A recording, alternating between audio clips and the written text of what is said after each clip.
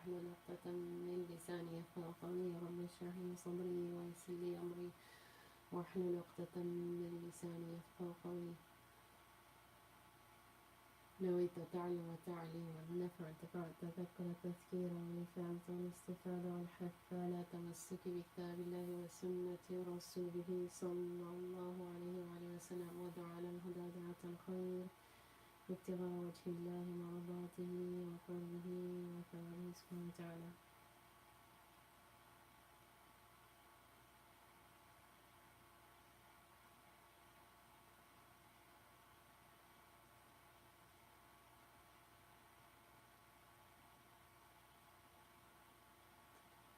Okay, assalamu alaikum everyone. Can everyone hear me? Can somebody text so I just know that you can hear me okay?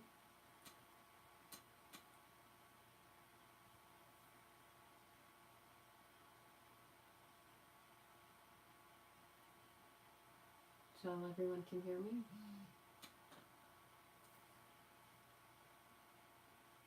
Okay, alhamdulillah. Okay, welcome. Welcome Fatima, and then Jazakallah khair. Okay, so what we're going to do is, inshallah, so I did the dua, and but I'm going to repeat it. The dua that I usually do in the beginning of class is the dua by Sheikh Muhammad Ali Yaqubi, which he got from his teachers. And then I also do the intention of the student of knowledge, which is by Imam al-Haddad. So if anyone does not have that, if they can email me, I have it in my email, I can send it to them. It's really good because actions are by intentions, and sometimes, when we're in a rush, we might forget to make intention, and then, then we sort of we cut ourselves short, so to speak. So again, if anybody wants intention of Imam al-Haddad, the well-known alim, allama of Yemen, please do email me. It's also actually posted on, if anybody does a search on Seekers Hub, they've actually posted it. It's really nice with the Arabic and the English, and I think they have the transliteration as well. Okay, so this is lesson 1. We did, last year we actually did, we covered all the way up to, I think we did the wajibat of prayer, but because there's new students, I decided to start again.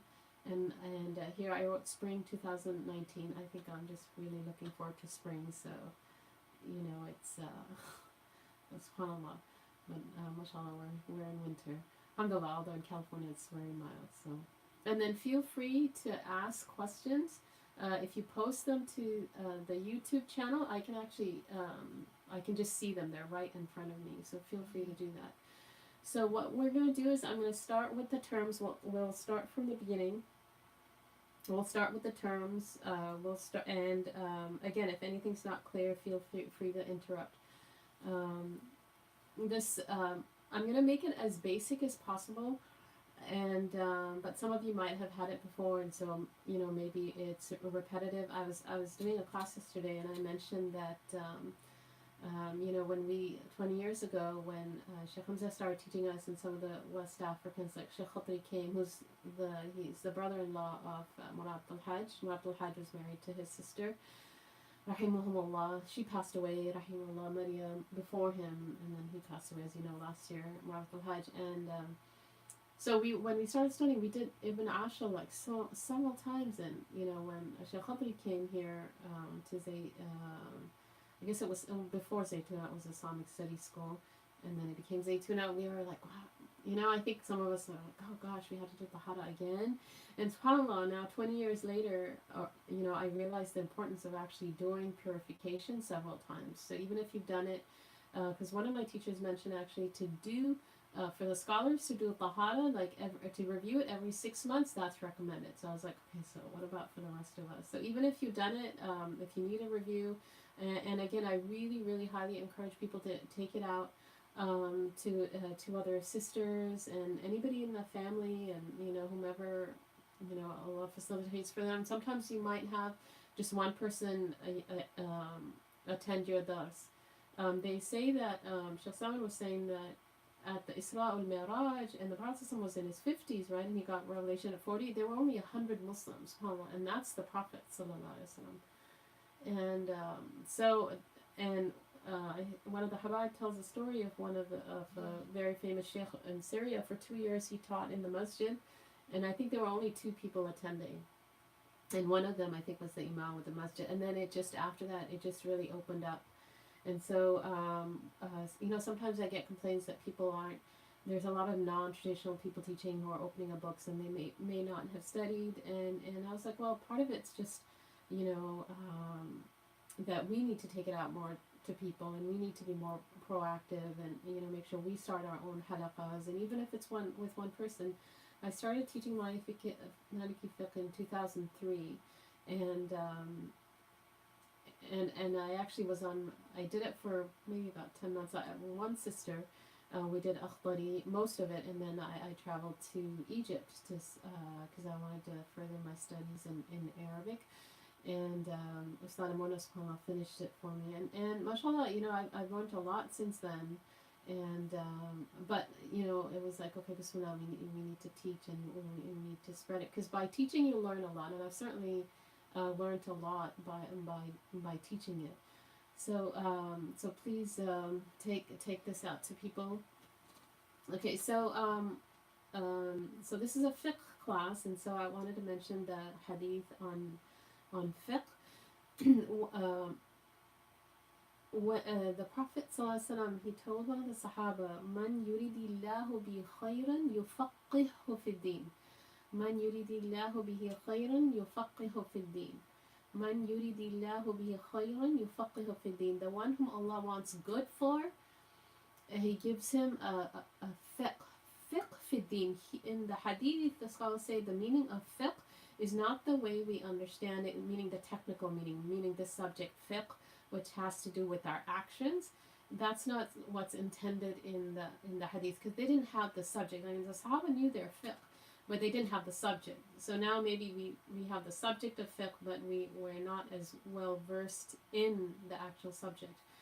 And they say that what the Prophet ﷺ meant was an understanding of the deen.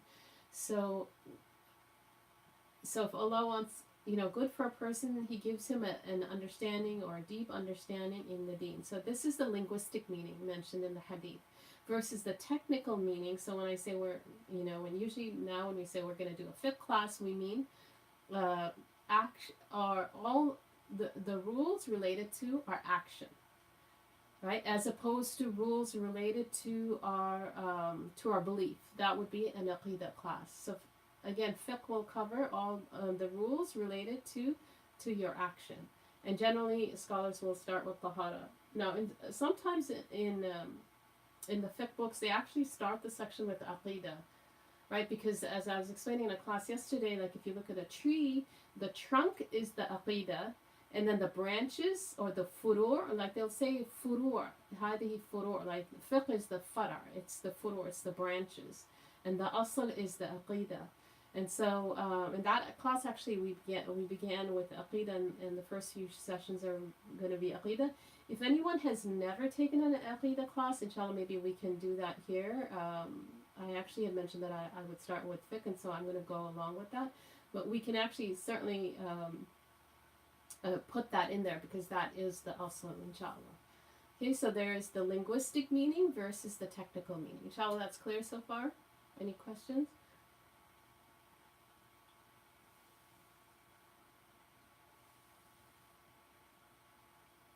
No questions, inshallah?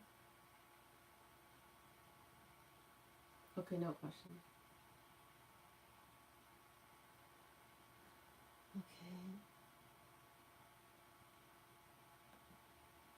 Okay, so some terms. Okay, so, and one of the reasons I wanted to define these terms is that, between the madhahib, sometimes we're going to get a slight difference. So I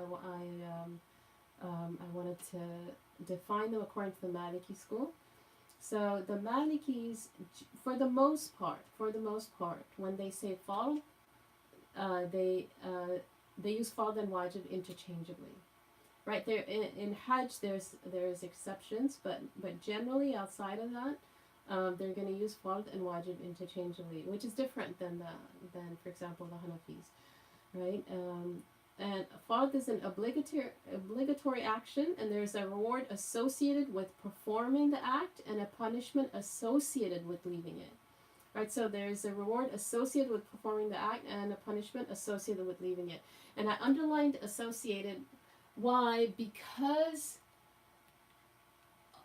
we don't know if one, Allah Ta'ala could not accept it, or He could accept it, and so we say it, and there's a reward associated. So if I pray the Dhuhr prayer, I don't know if Allah's accepted it. You know, I have a good opinion, and I ask Allah to accept it. In fact, the scholars would say that one of the things like the Salihin, the righteous people, will do is because they were so concerned about their actions being accepted, they would actually make a lot of dua about their actions being accepted. So one thing to do before you get up from your prayer mat, where you're praying, is to ask Allah to accept your prayers. May Allah accept our prayers. So fard or wajib, there is an obligatory action, and there's a reward associated with performing the act and a punishment associated with leaving it. And Allah forgives whatever He wills, correct? And so He may not. I mean, somebody may have forgotten a wajib. They may have missed it even intentionally, and they make tawbah for it, and they make the intention to never leave it again. And they fulfill the conditions of tawbah, and Allah forgave that for them.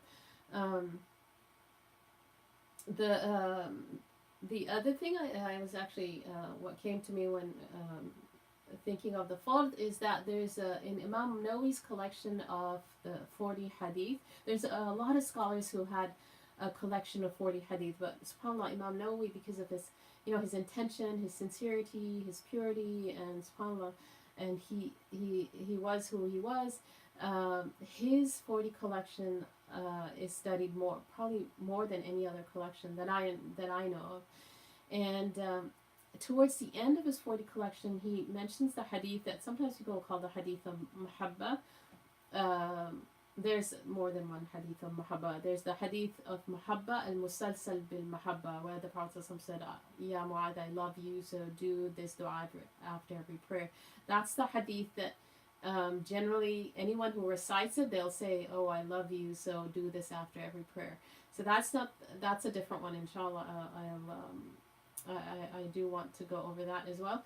But there's this other hadith where that's in Imam Nawawi's collection, where he says that he talks about where the Prophet talks about how the slave does not or he draws closer to Allah, and it's a hadith Qudsi, which means it's going to be in the first person, so Allah Ta'ala speaking, right? But they say the hadith Qudsi is the sounder opinion is the Prophet Sallallahu words, but it's hadith Qudsi, so it's going to be in first person as Allah Ta'ala speaking, but it's the Prophet Sallallahu word. So the first part of the hadith is that the slave draws close to me. How? Right? Is through the fard, and then he continues to draw close to me with the nawafil. Right? So the fard, so a lot of times we will, we'll do nawafil. Sometimes it's a little bit easier on the nafs to actually do the nafil, because the scholars say that the fard, if somebody tells you have to do something, it's actually really difficult for the nafs to actually do that.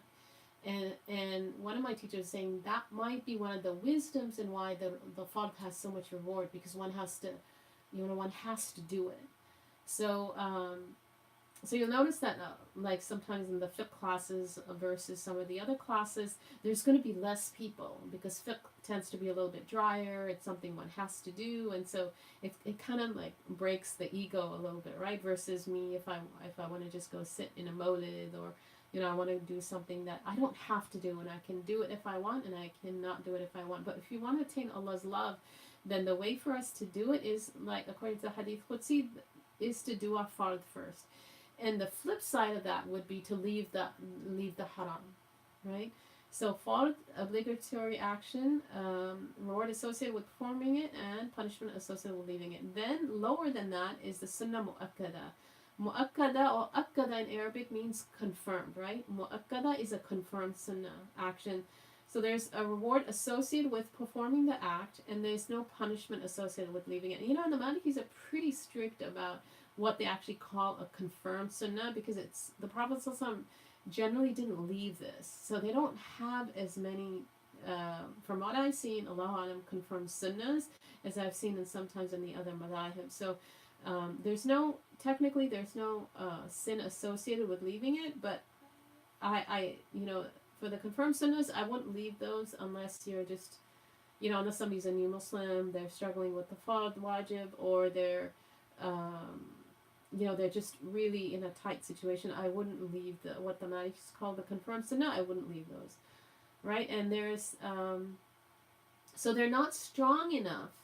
Generally, the Prophet wouldn't leave them, but the proofs were not strong enough to put them in the fard category, right? So, and the ulama are very careful about what they call fard, what they call sunnah, what they call mustahab, which is the lower category, right? So they wouldn't put it up into the fard category because it's speaking on behalf of Allah, right? And one of the ways somebody who studied traditionally, and especially if they're like a scholar, is if they just say how often they use these technical terms. Like Imam Malik, sometimes he would say, "Don't la bas bihada," or "Don't do that." And I've seen Shaykh Sadiq say that, "Don't do that," or "Why did you do that?" Because they're afraid of speaking on behalf of Allah, so they're very careful to use that. And sometimes I would hear the youth saying, "Is this haram? Is this halal? This is haram. This is halal." And I was like, those are really big words, so we have to be careful about how we use them. Okay, so farid, sunnah mu'akkada, and then mustahab or mandub. So the Malikis generally use those interchangeably. So it's a recommended act, and again, it's lower than the sunnah mu'akkada, right? So it's same in that there's the definition is the same as the sunnah mu'akkada, in that there's a reward associated with performing the act, and there's no punishment associated with leaving it, right? But the reward is going to be less, right? Because the Prophet out of his mercy, sometimes he would leave certain things just out of his mercy, just another, because there's a hadith, لولا أن أشق على أمتي لأمرتهم بالسواك عند كل صلاة أو كما قال صلى الله عليه وسلم. If I did not deem it difficult for my ummah, so he was constantly worried about his ummah, subhanAllah, I would have commanded them to do siwak with every prayer.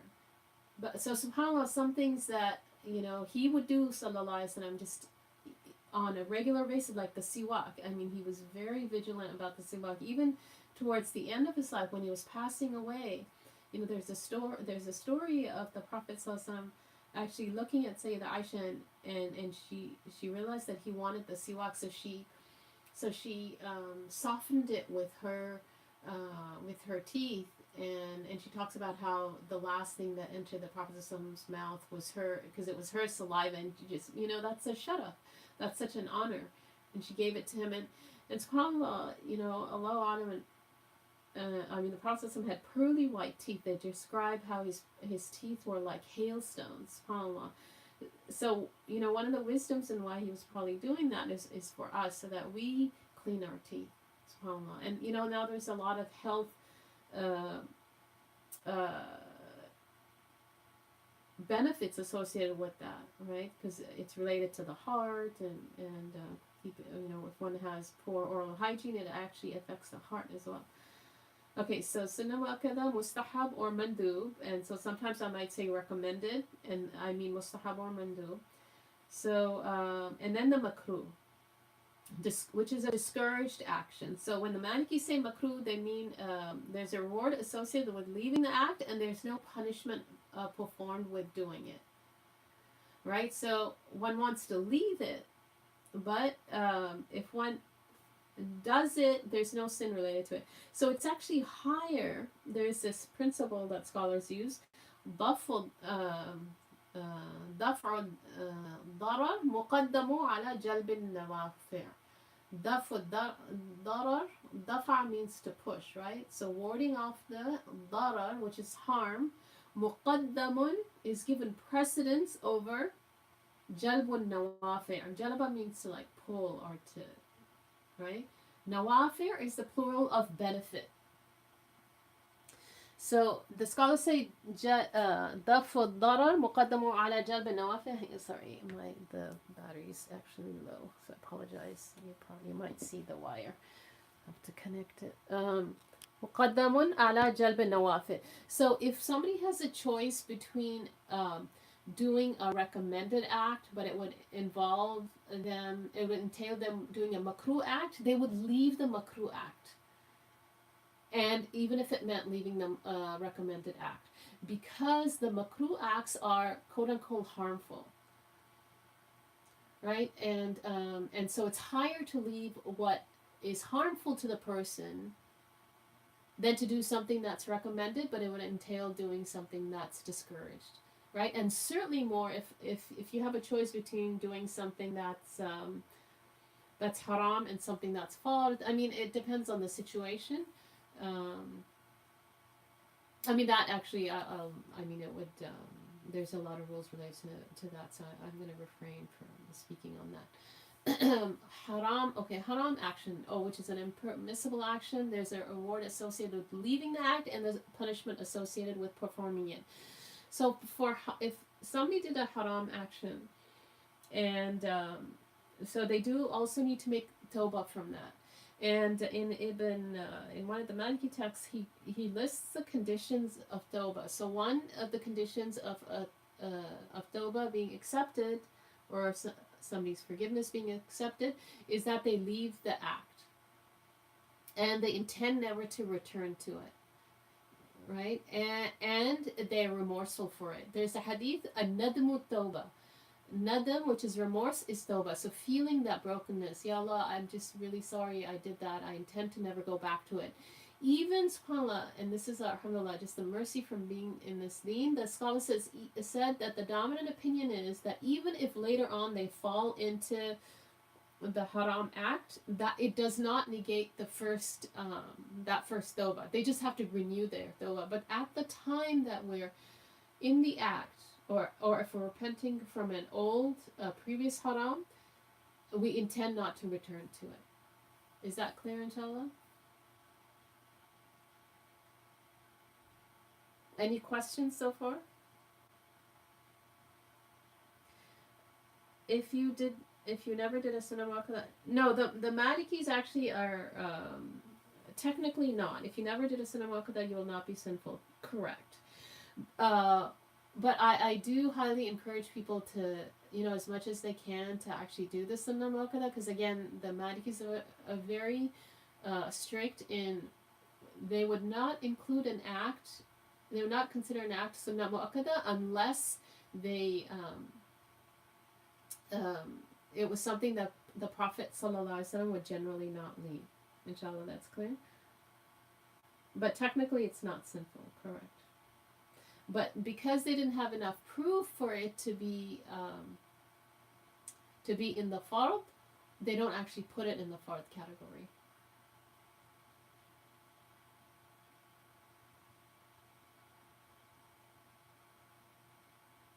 Okay, inshallah. So I can move to the next one, inshallah.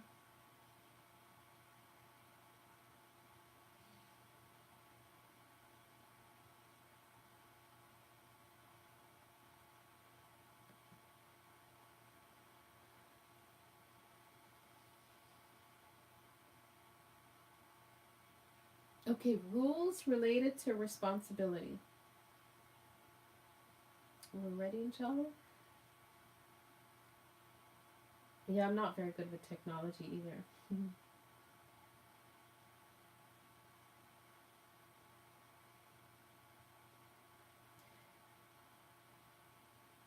Is there background noise? Oh, I apologize. The background noise is actually, I'm sitting close to the projector, which is probably what you're hearing, so I apologize that.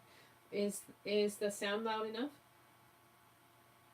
I can just, inshallah, next time I'll sit far away, a little bit further away from the projector.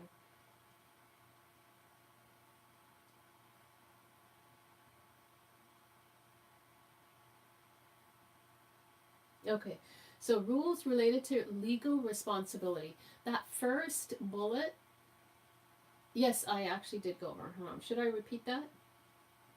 Haram is an impermissible action, so there's a reward associated with leaving the act, and there's a punishment associated with performing it. Is that clear? And again, if one does a haram act, one needs to make tawbah, right? And I mentioned the conditions of tawbah. There are three. One has to intend to leave the act if one's doing it, and intend to never go back to it, and to intend and to be remorseful. And the hadith is a nadmu tawbah. So just feeling that brokenness. So those are the three conditions of tawbah, right? And again, if one falls into that same act later on, the scholar said the dominant opinion is it does not negate, it doesn't cancel out that initial tawbah, but one needs to renew one's tawbah with the same conditions. And what the other thing that the scholars mention is that it's not permissible. So if somebody is if somebody, you know, we all have, most of us have skeletons in our closet. So if we did something that was not permissible, and Allah veiled us, because maghfirah is forgiveness with, it's pardoning with veiling. Like istighfar, maghfirah is pardoning with a veiling, and Allah veiled our actions. It's actually very, very bad adab, and what I was taught is that it's actually not permissible to talk about that haram to anybody. So it's wajib for us to take that veil. So for example, sometimes I will hear people saying, you know, when I used to not wear hijab, so I've been trying to correct people to say, mashallah, Allah's veiled you, so I wouldn't talk about that. If somebody was not Muslim, then it's fine if they did that. It's not recommended, because it's, it can make a person have a wrong opinion. I'm not hijab necessarily, but maybe if they had, a boyfriend or the like, and that's something, it's not something they want to mention. And if Allah's veiled them, then they would take that veil. But if they weren't Muslim at the time when they did that, it's technically not impermissible, but for them to mention that, but it's certainly not recommended to. But for a Muslim that did anything haram, they do need to take Allah's veil. And alhamdulillah, it's a gift, and it's a sign that Allah actually will forgive you, and that you won't be accountable for it in the akhirah. There's hadith about that, about how that Allah Ta'ala on the day of judgment, He will actually seclude the abd, and he will say to him, you did so and so, such and such thing. I was hearing the hadith, and it was really, I was like, Ya Allah, let's just imagine that situation where we're alone with our Lord, and He will say, you did such and such, and I veiled you in the dunya, and I'm gonna forgive it in the akhirah now. And so if Allah veils that for you, don't undo the veil, right? So okay, attributes. So coming back to this, attributes of the action. I'm actually going to change that color, attributes. That's yellow, doesn't show up very nicely on YouTube, I see. But that first word is attributes. So it's rules related to legal responsibility, and I actually have a slide where I talk about when do you reach what's called taklif, or who is a mukallaf, right? Who is legally responsible. So now these are the rules related to legal responsibility. So there are 5. Right, and we kind of, there's a little bit of overlap between this and the last slide. I just went into a little bit more detail. So there's the fard, right, we went over, but in the fard, there's fard ayn and fard kifaya. Right, so ayn is an individual obligation. So, for example, anybody who has legal responsibility, they have to pray the prayers, right? So they need to know the ruling. So this is considered a fard ayn class. So going back to the hadith of how, if we want to acquire Allah Ta'ala's love, the first steps to do that is to get the fard. And in the fard, it's the individual obligation if we want Allah Ta'ala's love. So, and that's a sign that Allah Ta'ala loves us. If He's busying us with the fard, that's a great sign that Allah Ta'ala loves us.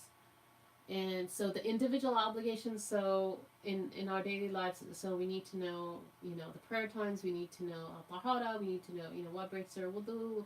So salah is 5 times a day. So that's after the shahada, that's actually within the 5 pillars, that's actually considered the most important pillar. And then for anybody who's able to fast, and they need to, before Ramadan, they need to learn the rules of fasting. Inshallah, I actually have a fasting brochure.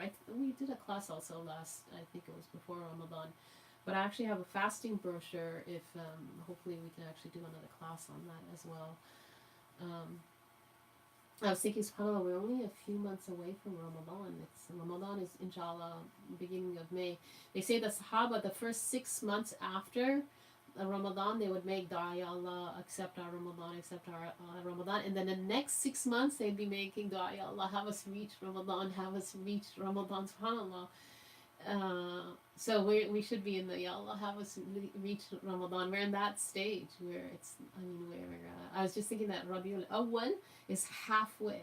It's a very blessed month. And I was noticing how many, I think I'm just more aware of the month, and I was noticing how many blessings come actually in that month.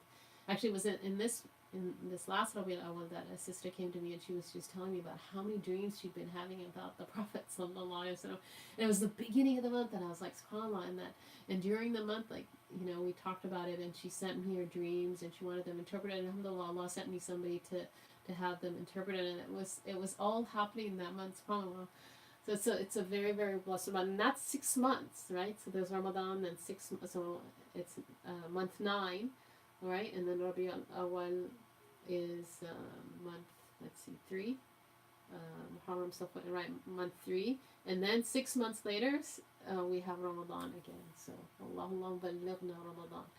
So knowing your fard ayn, individual obligation, and then fard kifaya, collective obligation. So for example, even medicine and engineering and things that the community has to have to survive, those, even if they're technically considered secular sciences, what we call secular sciences now, they would be collective. They would be considered fard kifaya, which means if nobody was doing them, then the whole community would be sinful. So we also need so many fiqh teachers. And so if a community doesn't have enough fiqh teachers, then the whole community is sinful. In fact, Imam al-Ghazali, if I remember correctly, he said that if in a community there isn't an aqidah teacher, the person has to leave that community. I mean, now, alhamdulillah, there's stuff online. And so if somebody hasn't studied their aqidah, it's required, especially nowadays. Sometimes people might think, okay, well, my grandmother didn't learn aqidah, but they were very strong in their faith. They also didn't have some of the tests that they did. Neither of my grandmothers actually went to college. Even the colleges, in Muslim countries, they didn't attend those. But most of those colleges are, based on Western tradition and the philosophy and the things that they're teaching. So the more one is dealing in the dunya, the more one's exposing oneself to having doubts doubts about the deen, or questioning things, because in the West, we're taught to actually question everything, and that's also why aqidah is actually very, very important. Alhamdulillah, when I was in college, I didn't take a philosophy class. I actually never inclined towards philosophy. I actually had a choice, and I took sociology, so I was saved from some of the issues that come up. But the thing is, if somebody's taking classes and they're having doubts in their heart, it's actually required for them to get those doubts removed. So they have to talk to somebody and say, these are the doubts I'm having, and what do they mean? That's actually then becomes fard ayn upon them. So so that's fard ayn and kifaya. And then in the sunnah, the same thing. You'll have fard ayn. For example, with the prayer, the Maliki say it's a sunnah mu'akkada. It's a confirmed sunnah. And I know Hanafi say it's wajib, but the Malikis, this is how strict they are. So the Malikis say no, it's confirmed sunnah, right? So for the Malikis, again, to say something is a confirmed sunnah, it has a lot of proofs. Could it be haram to study philosophy if not study aqidah? Probably it could be, yes. If one's gonna put oneself in a situation where one is gonna have doubt about one's faith, yes, yes.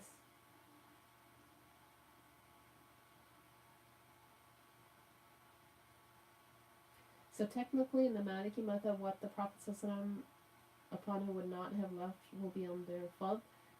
No, it actually would be like a confirmed sunnah. He generally wouldn't leave.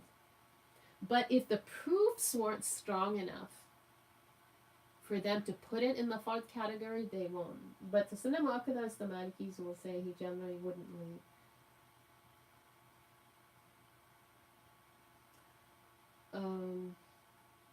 Okay, and then fard ayn and then fard kifaya. So fard kifaya, collective sunnah. I missed a point in the sunnah. Ayn. Ayn also means I, and it also means individual obligation. It's one of individual, whether it's obligation or sunnah. Ayn is one of those words in Arabic that's mushtarak. It has many different meanings, and that's how it was placed in the language, to have different meanings. Ayn also means, a spy. Ayn also means spring, like a spring of water.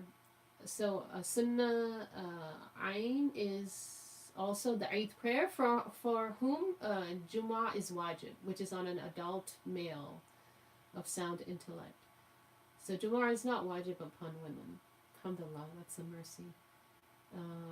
So it would be recommended for a woman to go to pray the Eid prayer. She could pray it at home if she wishes.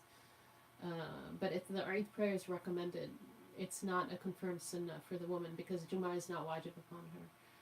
And then kifaya.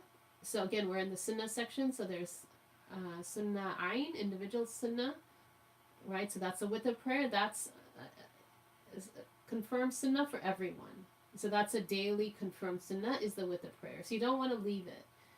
And when we say witr, the Malikis mean the two before the witr which are the shafar, and then we say salam, and then we do the single witr. They go together. So even though technically, because it's makruh to do the one without doing the other two before it, so you don't want to do that. So when we're saying with the prayer, we're including the two, the shafar before it.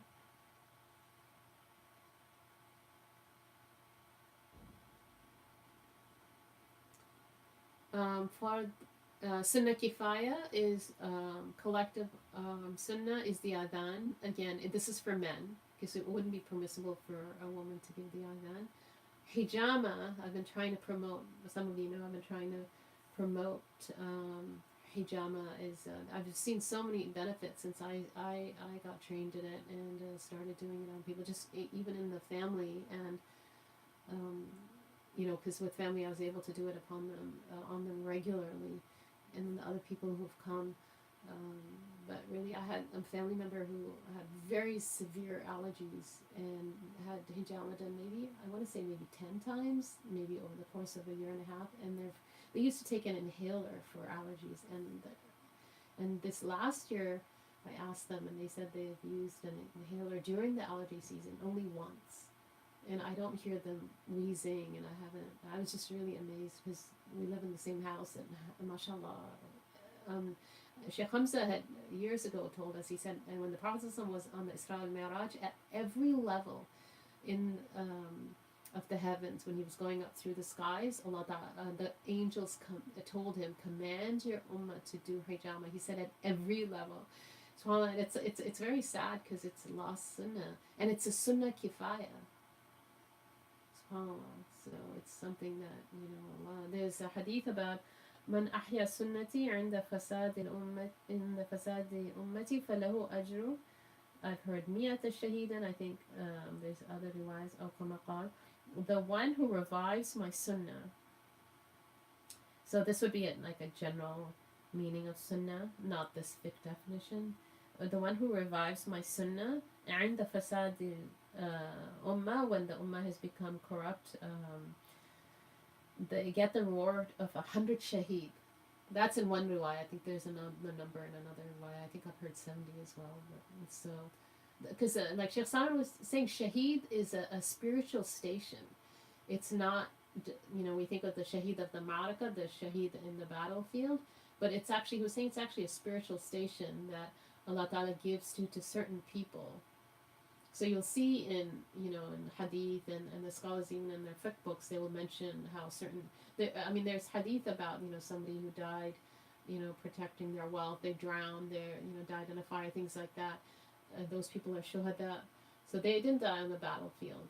In fact, there's, if I remember correctly, there's a hadith about that most of the ummah is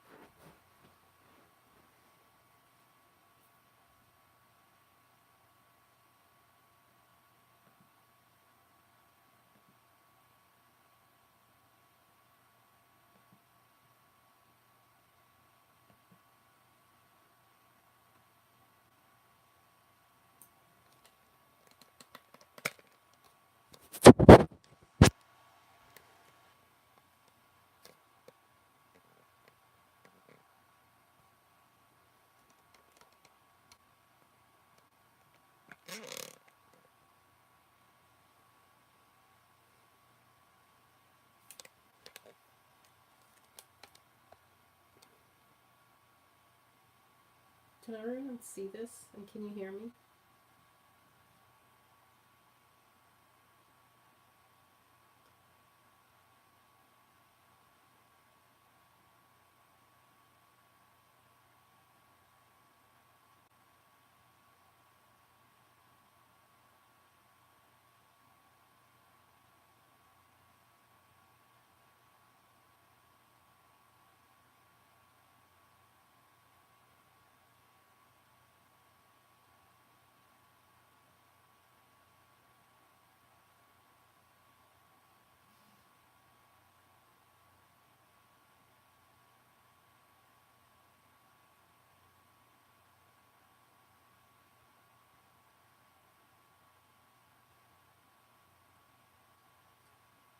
Okay, I'll wait for another couple of minutes, inshallah. Can you hear me? Fatima, can you hear me?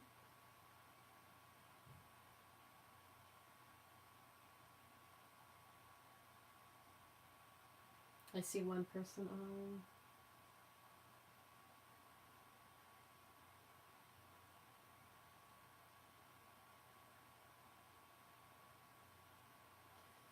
Okay, Bismillah, Alhamdulillah, Salatu wassalamu ala Rasulillah. Sorry, you have to see a little bit of my bookshelf, and so inshallah, lesson learned to charge the iPad before class, the night before as so I am requesting everyone that please, if you can leave me to answer the fit questions, because it's a very grave matter, and I can't always correct wrong answers on WhatsApp if you answer. So I just want to say, just because I don't correct an answer that somebody else might have given, I'm actually not responsible. So inshallah, when we go over Eid prayer, and when we go over, if we go over Jumu'ah, I'll go over that. But please do refrain from answering unless if it's something I've actually already said in the class. It's just it's just a grave responsibility for me, and again,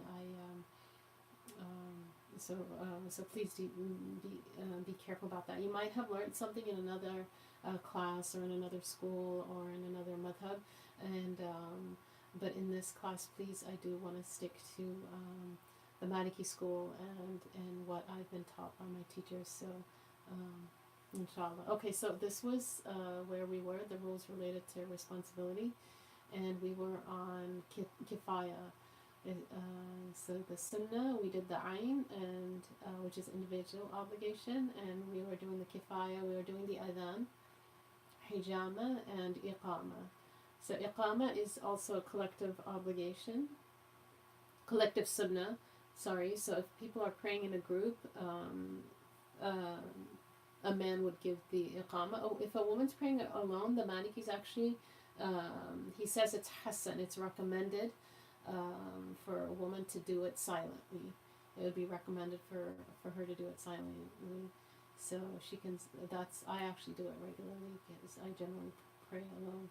But then if I'm praying in a group, then, the person who gives the adhan, like if we pray behind Sheikh Sadiq, he'll give the adhan and he gives the iqama. So a woman wouldn't give the iqama if she's praying in a group because, there would be men there. Raghiba is...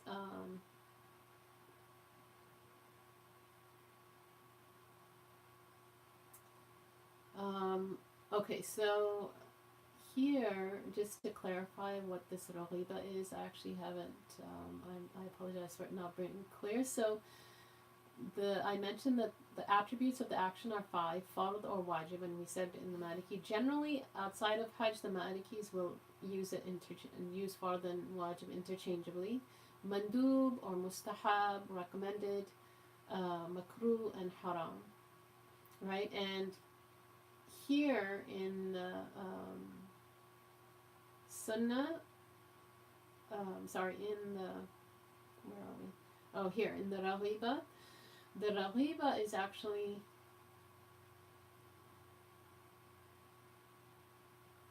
and I apologize too, there's 2 mistakes here. One mistake here. In the attributes of the actions, I have fard, which is 1, mandub, which is 2, makruh, which is 3, and haram, which is 4. So I've actually left out sunnah. So I need to do that. And then going back down to number 3, other examples of actions. Raghiba is actually a category on its own. It's actually the 2 rak'ah that a lot of the like in the other schools, they'll call it a sunnah, which is the 2 sunnah before the fard. The Malikis actually don't call it sunnah. They say raghiba is a category that's actually lower than a sunnah, and it's higher than a mandub. Because remember, we said there's generally 5 categories, right? Fard, sunnah muakkada, mustahab or mandub, makruh, and haram. The raghiba comes in between these 2. It'll be between the sunnah muakkada and mustahab. In some of the other schools, they take the 2 non-fard at, for the dawn prayer. It's one that you don't want to miss. So the Maliki say it's a raghiba. It's between the sunnah muakkada and mustahab. That's all that means. And that's why I said other examples of actions, raghiba, which is, it's in its own category. And I don't know anything else that's in this category, but they call it a raghiba. So raghiba means recommended, right? And it's the 2 rak'ah before the fard of subh. That's the other mistake. There should be a dal here before the fard of subh. So the Malikis in their terminology, so when I'm praying the fard prayer, the dawn prayer, I make the intention of subh, right? When I'm praying the dawn prayer, I make the intention of subh. When I'm praying the 2 before the fard prayer of subh, I make the intention of fajr. So when the Malikis say the fajr prayer, they actually mean the non-fard. Is that clear? Which is in this raghiba category. This raghiba category that again comes between the mustahab and the sunnah muakkada, it's in its own category. It's the 2 non-fard of the dawn prayer. Those the Malikis actually call the fajr prayer. So and I know it's different in some of the other madhahib. So we'll say Fajr has come in that the time of Fajr has come in. And then we'll say, well, I'm praying the subh prayer if I mean the fard prayer.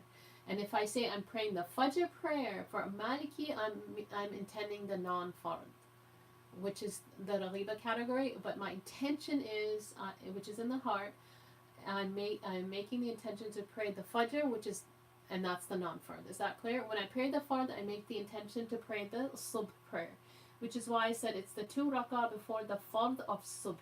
Is that clear?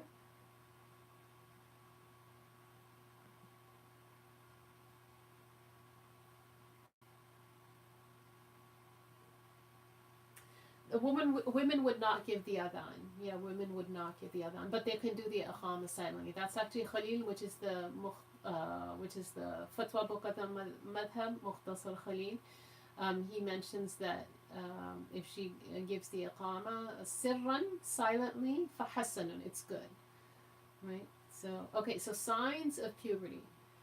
The appearance of any one of these marks the onset of puberty, right? So those are the people that then they're, they have farad ayn, and all the rules that we mentioned earlier, that it would apply to them. So appearance of any one of these marks the onset of puberty. Faraq al-arnaba, so it's a fleshy part of the nose becomes distinct. And actually I was discussing this with Sheikh Sadi, because I was like, how do you see that? And he said, he's noticed that in some of the youth that actually, come to him, that it actually it becomes distinct, the nose. And I've noticed it a little bit in some of the girls that I've taught, but I think I possibly became more aware after I became familiar with this ruling. Or the thickening of the large bone, I think they call it the Adam's apple. I don't like that term. A deepening of the voice. So the latter is specific, obviously, to women. To men. Sorry, generally. So ghiladul hanjara is what they call it. Or coarse pubic hair, or stench of the axillary area, or enlargement of the breasts, or ejaculation.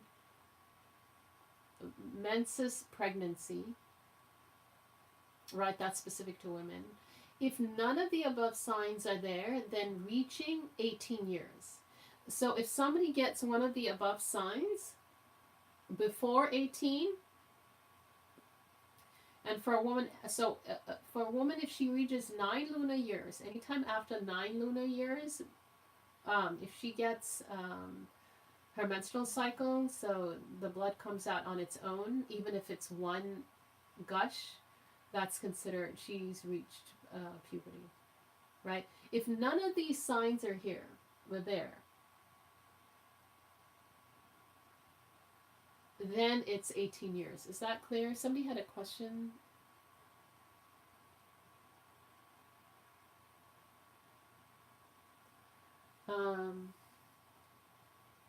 So one would do the fard after the raghib, the fajr. So one would do the 2 non-fard, and that prayer is called the fajr prayer, and then do the fard, which is the subh.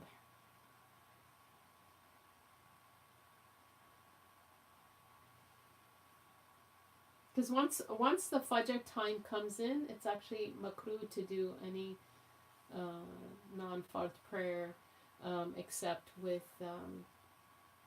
these 2 fajr. Unless somebody overslept, like if they get up in the night regularly and they're very regular about night prayer, very regular, and they're sure they're going to get up, and they've been getting up as a practice.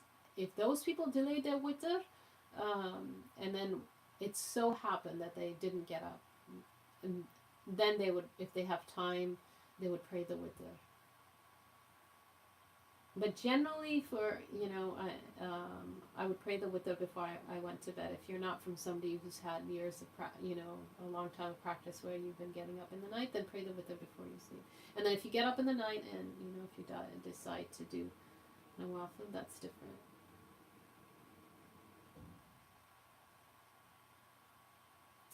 If you haven't been making that intention for, hang on a second, the question disappears. If you haven't been making that intention for Fajr Subh, would you need to repeat?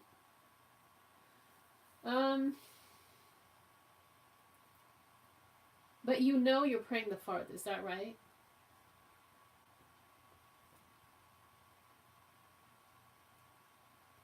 But you know you're Fatima. You know you're praying the Fard prayer.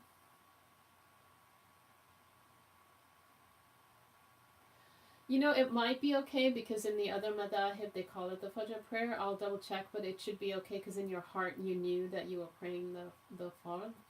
And in the other madahib they have a, you know, they call it the Fajr. So most likely you don't need to make it up. Are you on in our group, right? Yeah, I'll double check, but most likely you don't need to make it up. So is this slide clear? The onset of signs of puberty?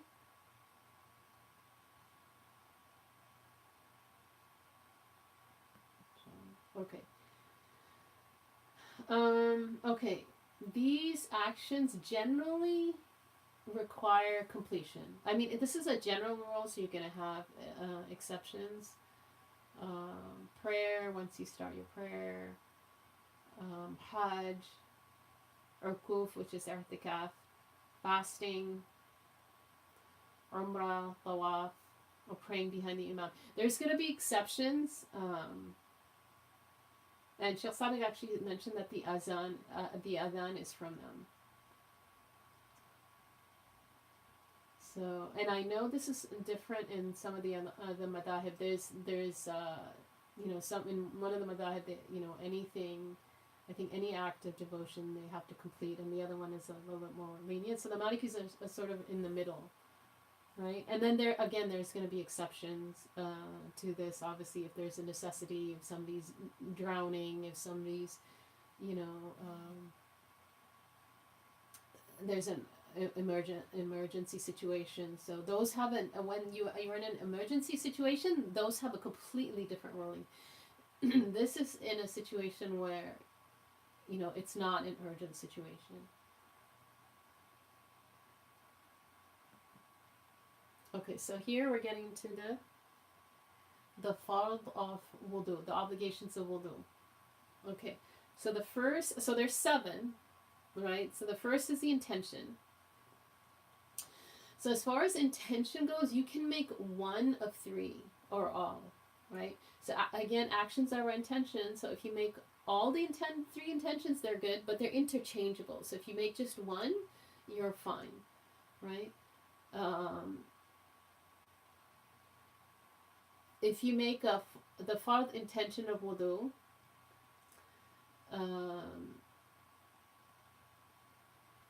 if fard completed by something, latter is also fard. Okay, what does that mean? That means that, say the prayer time has come in, and now you're doing your wudu.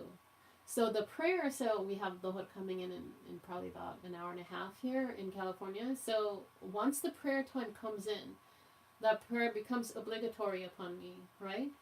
To pray within the time. So if I do wudu after the prayer time comes in, that wudu then I can make the intention of doing fard, right? It's actually higher to do it. You know, we said generally that the fard has a greater reward than a sunnah. This is one of those situations where the sunnah actually has a higher reward. So it's recommended to do wudu before the prayer time comes in, and it's actually a higher reward than doing it after it comes in. Also, paying off a debt. So if I owe somebody money, it's required for me to pay it off, right? It's wajib, it's obligatory. But for them to actually forgive it, they get more reward for forgiving it, subhanAllah. So there's a few things that are, subhanAllah, and doing wudu before the prayer time comes in, one has to really push oneself, subhanAllah. There are times when I do it, I notice generally I'm going to have a better prayer, so one's less rushed. But, you know, if you do it after the prayer time comes in, I mean, that's certainly fine. And that's when you can make the intention, okay, Ya Allah, I'm making the intention to do fard wudu, because the prayer times come in, right? What are the other intentions you can make? And again, intention is generally in the heart, right? Intention is going to be in the heart. So it's not going to be on the tongue. So it's doing a fard, again, if the prayer time has come in for that prayer, permitting and impermissible, right? So the prayer is impermissible, right? Unless one has wudu. Touching the mushaf, which is Quran only, is impermissible unless one has wudu. So by doing wudu, one is this wudu will permit that which is impermissible for me to do. Clear, inshallah? The third intention you can make is I'm intending to lift a ritual impurity. Ritual is important, right? It's ritual, it's not physical. So in Arabic they'll say taharatul hadath. Like hadath literally means an event. Like something happened that broke my wudu. Like somebody went and used the restroom and they washed everything. So there's nothing, you can't see any physical filth on them. That's khabath. The physical filth, the physical impurity is called khabath, and the ritual impurity is called hadath. So I washed myself, there's no physical impurity, which is khabath, on me, and now I'm going to do wudu. So, and the Prophet ﷺ said that the way he will know his ummah on the Day of Judgment is by ghirrul muhajjalin. These radiant, these are, they say it's on the originally this terminology comes from those on certain horses you have those white patchy areas, subhanallah, and that ghirrul muhajjalin, that's where that word comes from, phrase comes from, sallallahu alaihi wasallam. So that's how he'll know his ummah, is these ghirrul muhajjalin, where we'll, inshallah, will have radiant limbs because of the wudu that we do. So once you've prayed a prayer, it's actually recommended to renew your wudu. And there's a sahabi, the Prophet ﷺ, he heard the footsteps of him in Jannah, and he asked him, sallallahu alaihi wasallam, about that, and he thought about, because the Sahaba, mashallah, were especially the early Sahaba, a very high maqam. He thought about, the most sort of hopeful thing that he'd done, and he said after every wudu he would do a 2 rak'ah of wudu. So subhanallah. So if somebody does that, they, there's definitely, that's certainly recommended to do. And so lifting ritual impurity. So you can use these intentions interchangeably. So that's obligation 1, is making the intention. And you make the intention when you actually do the first fard of the wudu. You make the intention in your heart when you do the first fard of the wudu. So here I'm only listing the obligations of the wudu because I haven't listed the sunnah. One, because this is how the books will mention it, the fiqh books. Like one of my teachers says, don't learn adab from fiqh books, because they'll mention the fard and they'll say your wudu is valid if you just do the fard. But technically you really don't want to leave the sunnah. But for somebody who did the fard and they say, I'm done, their wudu is valid. So we'll go next slide, inshallah. I have the sunnahs, and then finally I have a slide where I put them all together in order. The sunnahs interlaced with the fard together, the order that you would actually do it in. So when you actually get to washing the face, which is the first fard you do, so basically how do we start the wudu? We start with our hands, right, which is a sunnah, then we go to our mouth, then we go to our nose, right? So we've done our hands, just the hands, our mouth, and then our nose, right? And then the first fard that we do in wudu is the face. This is where you will make your intention for the fard. So, because the first 3 things you did, washing your hands, gargling your mouth, water up your nose and out your nose, those 3 are sunnahs. So you make the niyyah of sunnah, but here now when you get to the face, you'll actually make your intention. One of these 3 intentions. So you can do fard, if the prayer times come in, I'm permitting something impermissible, I'm lifting ritual impurity, right? Taharatul hadath. That's I have two B's there. Sorry about that. That should be a C. Lifting ritual impurity should be a C here.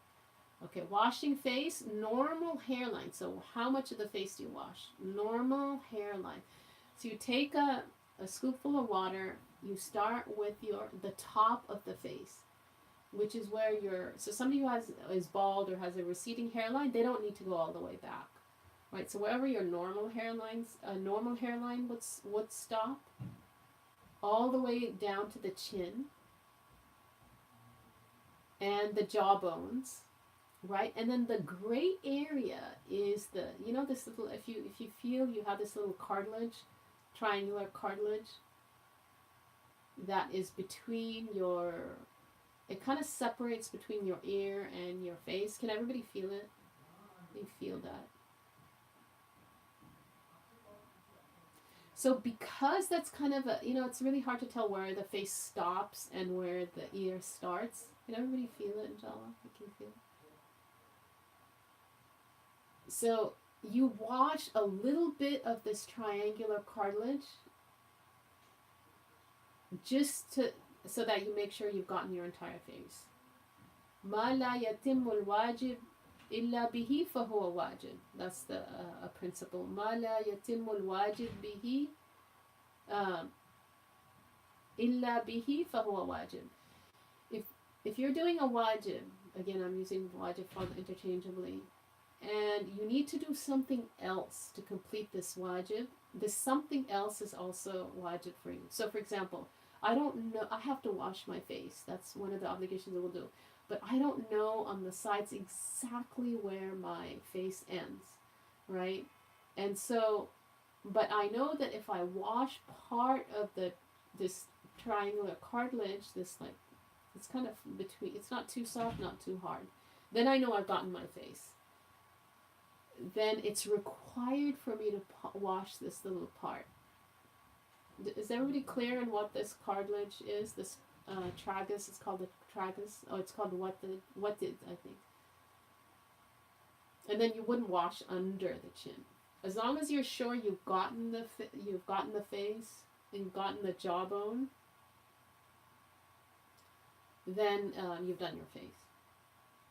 And then washing the arms, including the elbows, washing the creases, because when you wash, you have to do it completely. When you do a wet wipe, right, it's different. So a wash is different from a wipe, like a masah, right? So intention first fard, washing the face second fard, washing the arms is the third fard of wudu, right? And you have to wash your hands also. Because when you wash them in the beginning, that was only sunnah. So you have to wash your hands all the way up to and including your elbows. Wiping the head. So what you do is, so picture yourself, you took some water, you have a little bit of water in your hands. You let that water go, and now your hands are wet. So you don't want to wash your head. It's makruh to actually wash your head. Right? And then you take yours, everybody, maybe they can do that. Take your hands, pretend they're wet. Flatten them against so that your thumb is actually on your temples. Everybody can feel that? Your thumb is actually on your temples.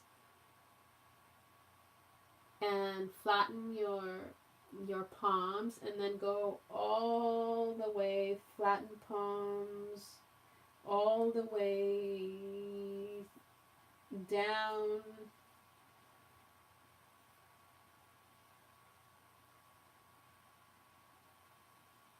All the way, getting the entire hair all the way down. Now, if you look, and you've gotten all your hair all the way down till the end, so you have to undo a bun if you're in a bun, if you have a bun, not braids if you're wearing braids. And then you look and you're like, okay, I still have some moisture left over in my hand. To flip the hair for the return wipe, if you have some water left, that's sunnah. Okay, that's sunnah. If you have some water left from the fard wipe, then you would you flip your hair and you do a flip wipe. That's only if you have some water left. As long as you do the first wipe that I mentioned, that's the fard. Is that clear?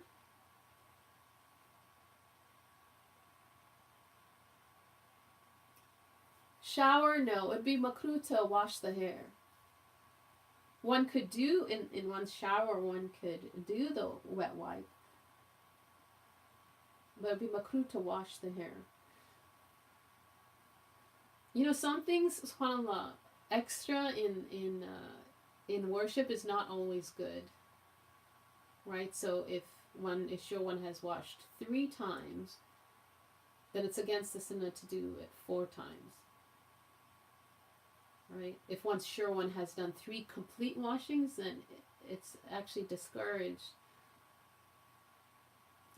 And some of the scholars considered it more than that, to actually wash more than that. Because these are the things that, you know, they're acts of worship, so, you know, we're told to do them, there's the wisdom in them, and there's a reason for them, but, you know, we don't know what it is, so we just do the number that we're told to do. So more isn't necessarily good. And then the last fard is washing the feet, which includes the ankles and washing in between the toes. So be careful about that. The Prophet taught, you know, he mentioned وَيْلٌ لِلْعِقَابِ مِنَ النَّارِ, or كما قال صلى الله عليه وسلم, he talked about, you know, beware of the fire in terms of your heels. So do a proper wudu. You know, the Sahabi who asked that his blindness be removed, and there's a famous dua of intercession. And the Prophet, if I remember the hadith correctly, he told him to do a wudu. And I was like, and then he told him to do 2 rak'ah, and then he taught him the dua, sallallahu alaihi wasallam, very famous dua of intercession. And I was thinking, subhanAllah, it's just, you know, just telling him to do the wudu. I don't know, Allahu A'lam, if he had wudu or not. But there's so much hikmah in, you know, imagine if the Prophet told you to do wudu, it's going to be, you're going to do it well. Right, so and you're more likely to do it properly. So just having a good prayer, you know, it really helps to have a good wudu. And I think it was Sheikh Hamza was mentioning Murabat al-Hajj, how much Quran he recites in his would recite in his wudu, subhanAllah. And it's okay it's permitted to speak while you're doing wudu. It's recommended to, because it's an act of worship, you want to do some dhikr. It's discouraged to speak from the dunya, like material, you know, I bought this and I bought that, unless obviously it's a parent, or, I mean, that's different. But one wouldn't speak from the dunya if one's doing wudu, because you're in worship. And it'll affect your prayer if one has less presence in wudu. Okay, and then, okay, rubbing. You know, it's translated as rubbing, but it's not, dalk is, it's not a back and forth motion. It's just a one-way motion, right? So, it's limb over limb. It's one way. So I take my hand and I slide it over my other hand, but it's not back and forth. It's during or after the pouring. And this is a mandatory for the Malikis. And according to the dominant opinion, also having continuity in wudu is also one of the obligations. So what does continuity mean is that doing it in one sitting, such that the preceding limb does not dry. So, for example, if somebody is at the door and I just washed my face, right? And I go get the door. So what's after the face is the limbs, right? Now, when I get to washing the limbs, if my face is already dried, it means I need to start my wudu again. That's the continuity. Does that make sense, inshallah? And that's in regular weather, and somebody who has, you know, regular skin, not very, very dry, and one's not at a very, very high altitude. So that's in a normal, typical setting. Somebody whose skin is extremely dry, and it's just gonna, you know, the water just goes off immediately. I mean, they may not break their continuity. Um, it's makruh in general to separate wudu, um, like to take a break in wudu, even if the last limb doesn't dry, right? So it's an action that you do want to keep continuous unless something comes up where you have to do it. So it's makruh if a short break without limbs drying. For drying, the consideration is moderate weather, elevation, and age. So again, somebody who's very old, their skin might dry very quickly. So if you're washing your feet, you couldn't wash one foot and put a sock and then the other. Correct, you could not. Yes, the Malikis wouldn't allow that. The Malikis, you have to wash both the feet. It has to be complete Taharah before you put on the leather socks.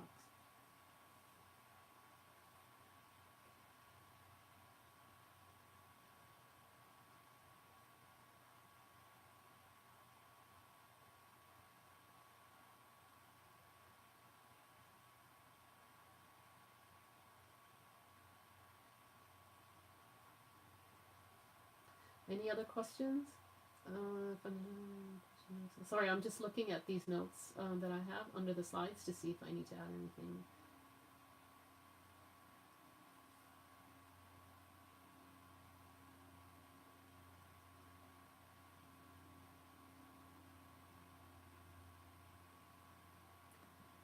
Okay, so just some notes about obligations.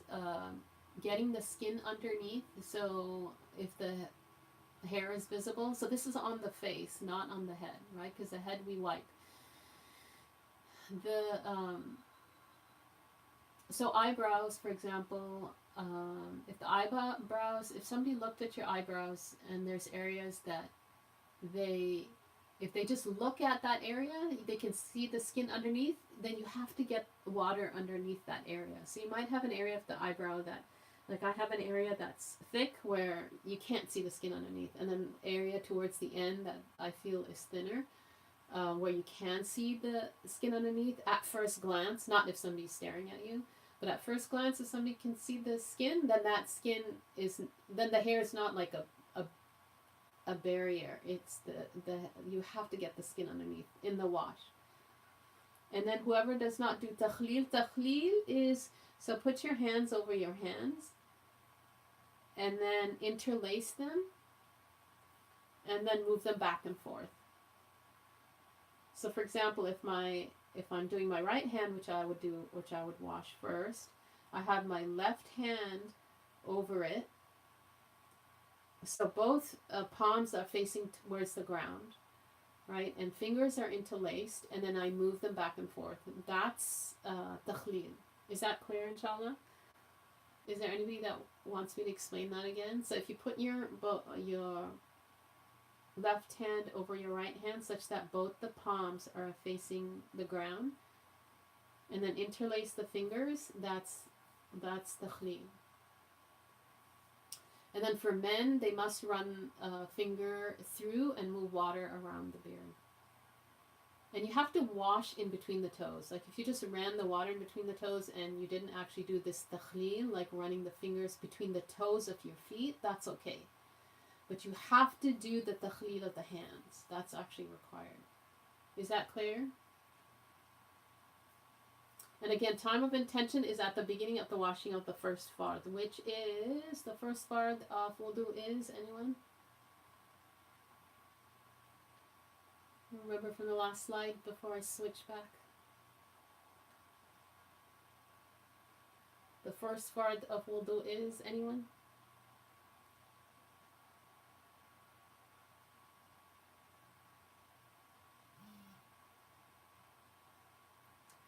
Intention, and then washing the face. Good.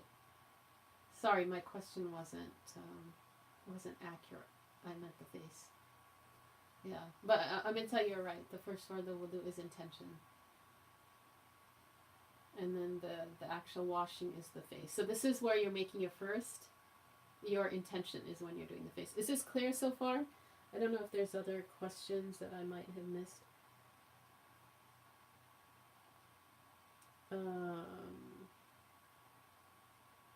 So have I missed any? Has anybody asked? All the hair on the head and below should be wiped, correct. The top of the head, not for the manikis. You have to, for the manikis, that wouldn't suffice. You would have to, you have to wipe all of the hair. It's a wet wipe. So basically, everybody do this? They take their, because there's a portion of the face that actually gets washed in wudu in during when you're washing the face, and actually gets wiped when you're wiping the head. So take your thumbs, put them on your temples. Everybody with me?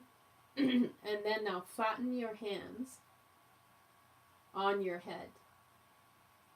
Okay, flatten, and then move back all the way down. You can do it over your hijab if you can't take your hijab off. You're in a place you're doing. All the way down so that you have your hair in your hands. And then if you have any water left over in your hands, then you do the flip wipe. The flip, again, it's not required. It's just sunnah if you have some wetness left in your hands. Is that clear? Everyone? Either way. You can type it here, whichever is easier.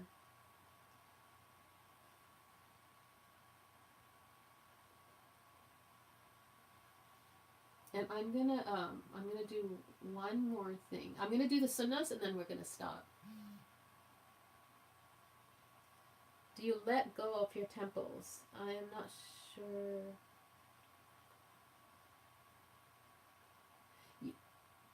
Thumbs. You actually, the thumb actually, it just moves back. So you move over the temples back, and it just goes along with the rest of your hand while wiping. Just keep moving the thumb back over the head. So you actually wouldn't, it would be on your head. Is that clear, inshallah? Maria?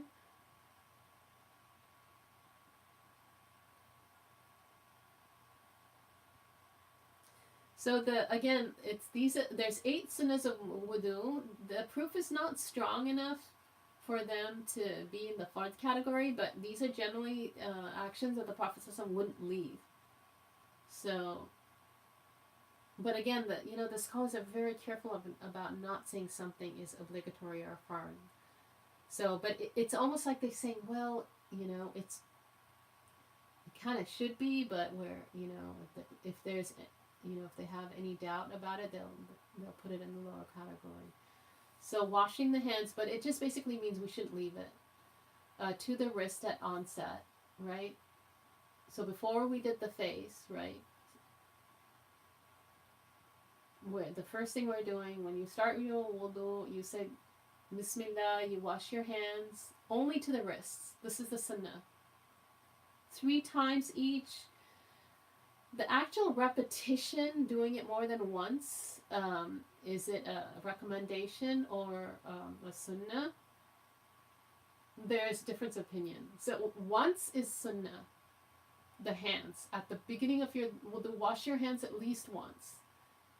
That's a sunnah. You don't want to leave that. And then to do additional washings, is it recommended or still a sunnah, like the 2-3 times? The Malikis are a little bit lenient on that compared to some of the other madhahib. Rinsing, then you go, so you wash your hands up to the wrist, right? That's the first thing you do in wudu, right? Then second sunnah is you rinse the mouth. So the first rinsing is sunnah for sure.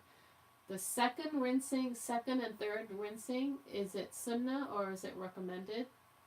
And I think I should change the slide a little bit because it's a little bit, somebody might think even the first rinsing of the mouth and first washing the hands could be recommended. No, the first of all of these is sunnah. The difference of opinion is the second and third washing. Is it sunnah or like the mustahab? Rinsing, and you want to rinse well. And then, so again, wash hands, rinse mouth 3 times, right? Sniffing water up through the nose. First one is sunnah, and then down out, also sunnah, right? And then the second and the third, are they sunnah or recommended? Right? That's the difference of opinion. blowing water out of the nostrils, because in Arabic it's called istinshaq, water up the nose, and istinthar, water out of the nose, and that's a separate sunnah, blowing water out of the nostrils. And then at this point, where would we go? So we did hands, mouth, nose, and now we do the first fard of the face, correct? Right? And then we're going to do the arms, right? And the fard. And you have to redo your hands when you're doing your arms up to the elbows, because that's fard. This initial washing is sunnah. And then the initial wipe of the head is a fard. The return wipe, only if there's water remaining in your hands, that's sunnah. So you don't renew water for it. And I know this is different, so now wiping ears is a sunnah. You don't want to leave it. So what you do is, everybody, if you can do that, even if you have your hijab on, put your index ear into your ear canal, not too far, and put your thumb behind your ear, like behind your earlobe, at the bottom. Tell everybody, hopefully everybody's doing that. And now, while keeping your index finger in your ear, move your thumb up behind your ear. And that's the wiping, just one way. So I'm going to repeat. Put your index finger in your ear canal, in the ear canal, not too far in, you don't want to hurt yourself. Put your thumb behind your earlobe at the bottom. And then while keeping your index finger in your ear canal, move your thumb behind your ear all the way up to the ear. And you're still behind your ear with your thumb. Up to the top. You don't do your creases, right? And you should have renewed your wudu, your water for your ears. Like, you get new water for your ears. Even though it's only a wipe, so it's not like it's makruh to wash the ears. Because it's doing extra.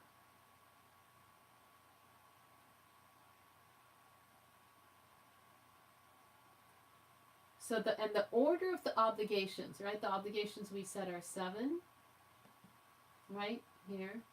So keeping this order is actually sunnah. Actually doing them is fard, but keeping it in this order, because it's from the Quran, it's sunnah. So that's why I said order of obligations is actually one of the sunnahs of wudu, because it's from the Quran. The Shafis actually considered it wajib, the order, and that's my point here. Like, you don't want to leave the order of the obligations. You don't want to mess up the order, because some of the other ulama considered it wajib. But the Malikis, if you switch the order, I mean, you did a makruh, but it's not. The wudu is still valid. It's not like one of my teachers said, al-makruh la yataqarrabu bihi ilallah. One doesn't get close to Allah with the makruh. But it's not simple. Okay, I'm gonna stop. We've had a very, very long class. So jazakallah khair for your patience. Any other questions? I'm going on vacation, and so I just wanted to do a longer class. Normally our classes are a lot shorter. But I know we've gone for a long time. So jazakallah khairan. And so now you have, inshallah, at least the fard and the sunnah of wudu. And then I'm available on WhatsApp. I will be, inshallah, during my travel. Any other questions? Otherwise we'll end with dua. And it's the scholars traditionally one of the ways they would end their classes would be to thank the Prophet sallallahu alaihi wasallam, because there's a hadith that man lam yashkurin nasa lam yashkurillah, or kama qala sallallahu alaihi wasallam, the one who did not thank people has not thanked Allah. And so they would thank the Prophet sallallahu alaihi wasallam, because this is all from him. And they would one of the Sahaba, if I remember the hadith correctly, he said, when you say Jazallahu anna Sayyidina Muhammad sallallahu alayhi wa sallam ahluhu, meaning, may Allah give the reward, Jazallahu anna, meaning, Allah give the reward, like jaza, like we say Jazakallah khairan, so give the reward to the Prophet sallallahu alayhi wa sallam, mahu ahluhu, whatever he's, like ahlan lahu, whatever he's worthy of sallallahu alayhi wa sallam, because only Allah knows that. So we should, it's, one of the Sahaba said, when you say that, it's such a great thing that the angels don't know how to write it. Like, how does it get recorded in the books? Because the hadith is that an action, a right action of just from the blessings of being from this ummah, right, is it's 10, you can get written as 10, yeah, you get a reward tenfold or up to 700-fold, right? So it's like accounting, the angels doing the counting. But for this thing, there are certain actions that are so great that the angels don't know how to write. It's Allahu Alam, this is one of the ones that was mentioned to me by one of my shuyukh. So Jazallahu anna Sayyidina Muhammad sallallahu alayhi wa sallam mahu ahlan wa Jazallahu anna Sayyidina Muhammad sallallahu alayhi wa sallam mahu ahlan wa Jazallahu anna Sayyidina Muhammad sallallahu alayhi wa sallam mahu ahlan. Subhana rabbika rabbil izzati wa amma yasifun amma yasifun wa salamun ala mursalin alhamdulillahi. The other thing, to end any gathering, especially a gathering that's not a sacred knowledge, by the kafaratul majlis, which is Subhanakallahumma wa bihamdika ashhadu an la ilaha illa anta astaghfiruka wa atubu ilayk. And inshallah, anything that's, and this is mentioned in a hadith, and this is inshallah, anything that was done that was incorrect, inshallah, it's expiated, inshallah. But especially in non-religious gatherings, so if it's not a dars, one should do it. And Sheikh Sadiq had mentioned that even if it's a dars, one should do it, because then it kind of solidifies, or it affirms the khair that was in the gathering. But one should definitely do it if one gets off the phone, and before one gets off the phone, especially with people that you know. Before you get off the phone, you should say Subhanakallahumma wa bihamdika ashhadu an la ilaha illa anta astaghfiruka wa atubu ilayk. And then to add wa sallallahu ala sayyidina Muhammad taslima, so that inshallah the dua gets accepted. Inshallah. So I'm going to stop the recording. Any other questions? Was there anything else? And jazakallah khair again for your patience. So we'll resume and in about approximately a month, inshallah. I'll send probably about 3.5 weeks. Actually, it'll probably be 4 weeks. I'll send a date, inshallah. And does this time work for everyone who's on? Is this a good time? Maybe you can send your feedback via WhatsApp, inshallah. Okay. So I'm going to sign up.